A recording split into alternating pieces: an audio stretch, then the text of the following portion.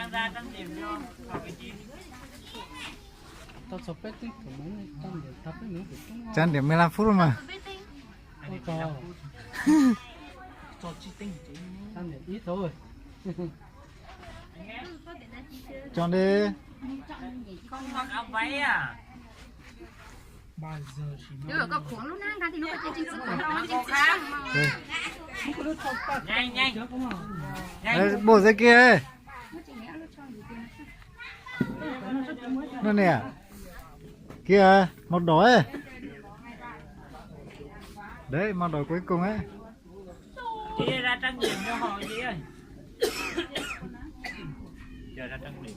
con ăn chị cổ anh chị em vào thay đồ đi. Đồ dân tộc ấy.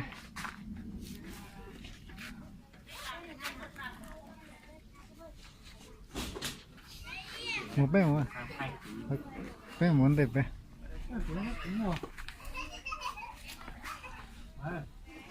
Chọn đi.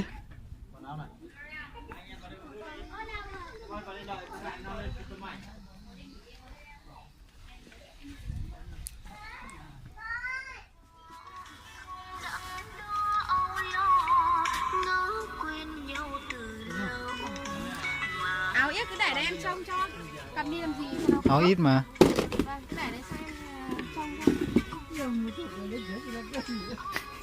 anh chặt quá à để em đổi cho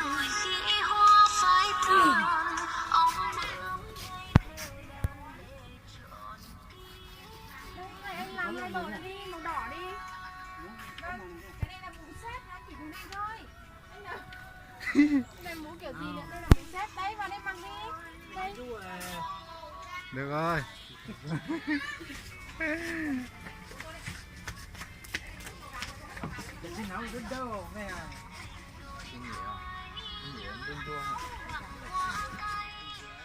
Ok, đừng có. Nó lộn luôn à? Nó còn chết đùa. Chị Nhưng mà đủ nhỏ. đây em đóng cho Nó có cái dài hơn chị. Dài hơn tí rồi ok nha. Cái này ngắn quá nhỉ.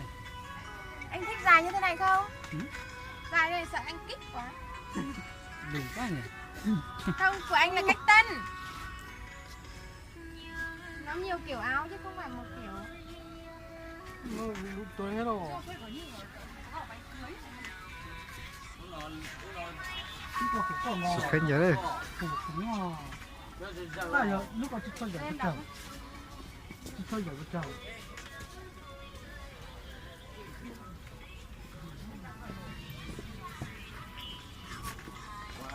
Ở đây.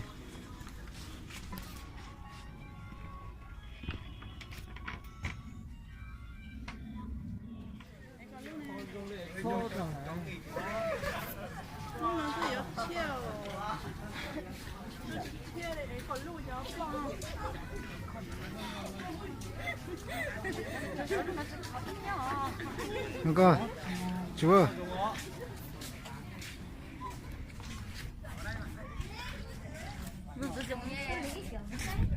Chú về chân đông này, nhắm để con rồi. Nhau có. Cái phần này tôi chọn nó luôn. Vẫn còn tốt tạ. Hello. Chát đó. Hãy chụp lại nó. Cái này cái này lì nè. để xuống mất cái chú em có không xích ta đi em bây giờ ba mươi lúc cả bây giờ còn một cái lúc nát đó là lúc nát này Nó. của tôi tụt có rồi Em ơi chụp cả đội một cái không? ít lại nên còn chú Hai vợ chồng. Chú này chú nào? em biết chú nào Chú này thì có một thác số nào? em biết nhẹ nhẹ chú nó mong Chụp cả nhà lấy một tấm, không đi cả điện thoại chụp cho. Đội vợ chồng này là chụp lên mặt này. Có chụp cả nhà không? Chụp đi. Đứng cùng thôi. Là hai con chú xe thôi mà. Đứng vào đưa điện thoại thôi chị chụp hộ. Nhưng gì biết mà còn nên chùa. cái này thực tế tập lo hỏi thì cho nên nó chơi không giờ chỗ gì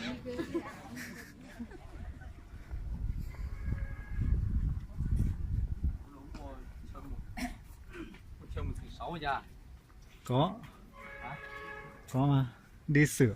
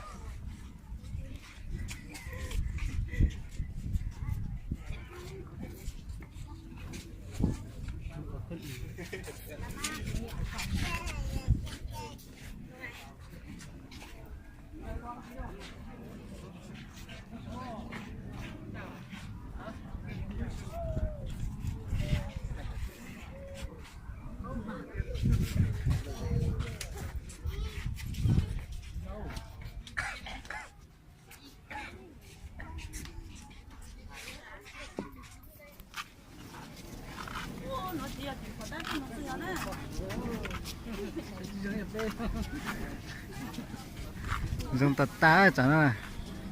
ta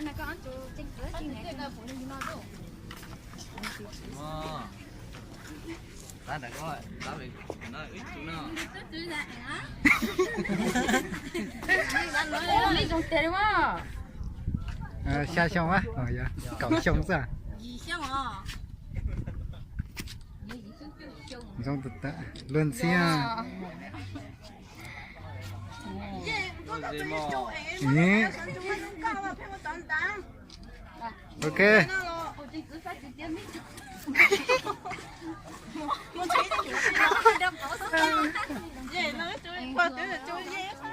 Đừng có tụt tá ơi. Con mà. Con ở khu này chiêu. nó thì ở tao thì rồi ở chế chế khỏi khó ở tao thì muốn nữa. Mình nhớ chỗ ở tụi này tôi gian cho cái này.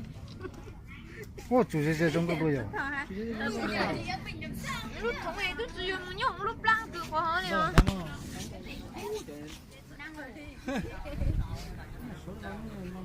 Nên nào rồi tứ? Ồ, có gì à? Chụp lúc kéo mày kéo quân tôi Xong được tiền.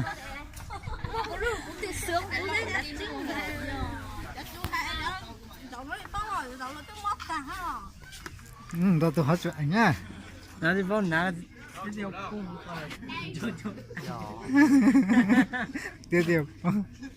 mới nè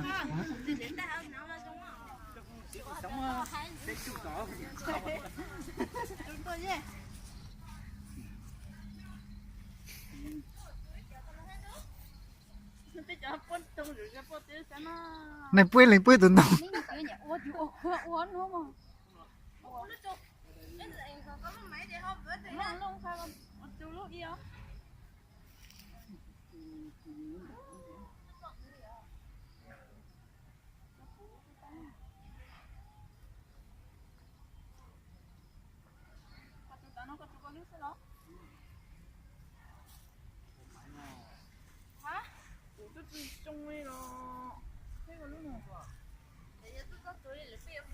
Cho khu này gì?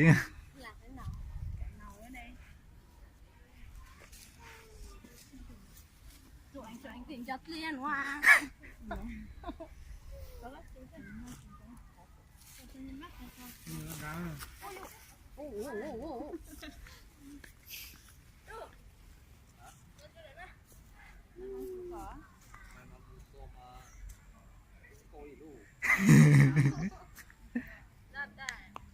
Ôi, giống cậu thấy nhân thấy con à?